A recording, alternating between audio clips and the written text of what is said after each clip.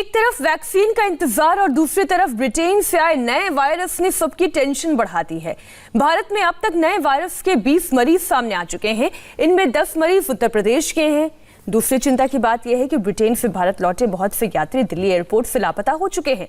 अगर इनमें से किसी को नए स्ट्रेन का संक्रमण हुआ तो वायरस फैलने का खतरा बढ़ सकता है।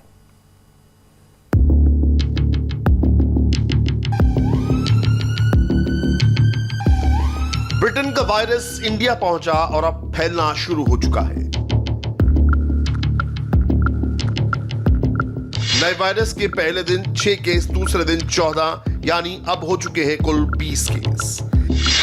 ये वो राज्य हैं जहां नए वायरस ने दस्तक दे दी है और खतरा इस बात का है कि इन शहरों में नए स्ट्रेन का संक्रमण बढ़ सकता है। यानी एक तरफ पुराना वायरस संकट खत्म हुआ नहीं और दूसरी तरफ नए वायरस का खतरा पैदा हो गया।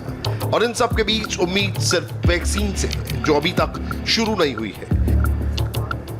यानी देश पर दबाव और नए स्ट्रेन का तनाव दोनों बढ़ने वाले हैं। और सबसे बड़ी चिंता है वायरस की स्पीड, क्योंकि जिस स्पीड से वायरस फैल रहा है उसे अगर काबू में नहीं लाया गया तो नए स्ट्रेन के केस बहुत तेजी से बढ़ सकते हैं, जो देश के लिए चिंता बढ़ाने वाली बात है।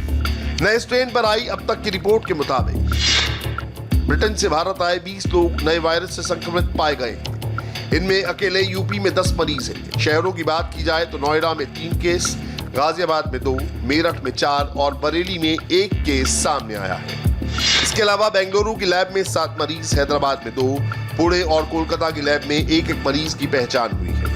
पहली चिंता तो इस बात की है कि ब्रिटेन से लौटे ये 20 मरीज पिछले 1 महीने में कितने लोगों के संपर्क में आ चुके हैं। लगभग हर महीने 2 म्यूटेशन इस वायरस में हो चुके हैं।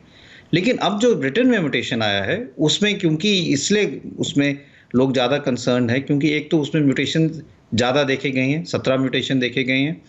दूसरा, उसमें एक म्यूटेशन जो है N501Y वो स्पाइक प्रोटीन पे देखा गया, जहाँ पे वैक्सीन असर करती है। और एक डिलीशन भी देखी गई है जिससे वायरस जो है वो इम्यून सिस्टम को थोड़ा इवेट कर सकता है।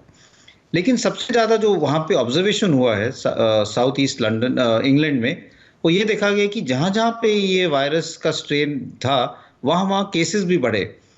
तो उन्होंने ये नतीजा निकाला है कि ये वायरस जो है ये ज़्यादा इन्फेक्शियस है, 70% ज़्यादा इन्फेक्शियस है मॉडलिंग डेटा पे।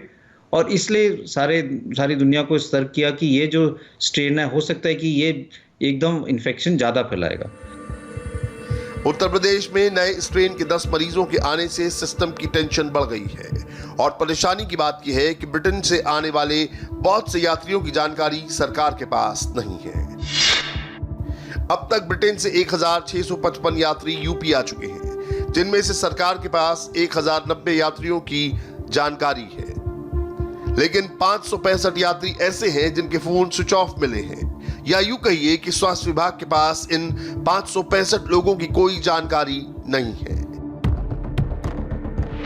सरकार के लिए टेंशन इस बात की भी है कि पिछले कई दिनों में ये लोग कितने लोगों के संपर्क में आ चुके हैं। अगर इनमें कुछ लोग नए स्ट्रेन से संक्रमित हुए तो दिक्कतें बढ़ने वाली हैं। लेकिन मेरठ में 2 साल की बच्ची में नए स्ट्रेन के मिलने से स्वास्थ्य विभाग में हड़कंप मच गया है।